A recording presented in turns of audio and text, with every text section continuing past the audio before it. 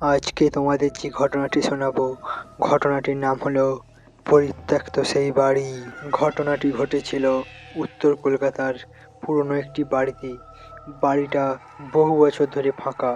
সবাই বলে রাত 12টার পর ওই বাড়ির জানলায় নাকি আলো জ্বলে ওঠে।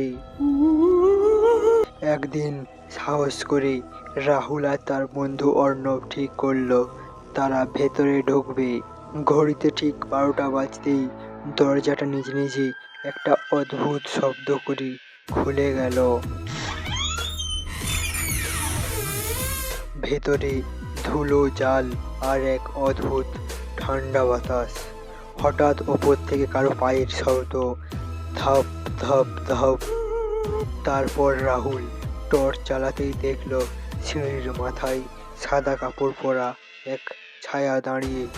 মুখ দেখা যায় না, শুধু দুটো জলজলে চোখ। অর্ণব ফিসফিস করে বলল, চল পালাই। ঠিক তখনই পেছনের দরজাটা জোরে বন্ধ হয়ে গেল। চারিদিকে অন্ধকার, কানে ভেসে এলো কর্কশ গলায়, তোমরা কেন এসেছো? রাহুল কাঁপতে কাঁপতে বলল, আমরা আমরা ভুল করেছি। তারপর হঠাৎ টর্চ নিভে গেল। কয়েক সেকেন্ড পর আলো জ্বলে উঠতে দেখলো ঘর খালি, দরজা খোলা। দুজন দৌড়ে বেরিয়ে এলো। পরদিন সকালে লোকজন দেখে অবাক, রাহুলের হাতে কালো কালিতে লেখা আবার আসবে।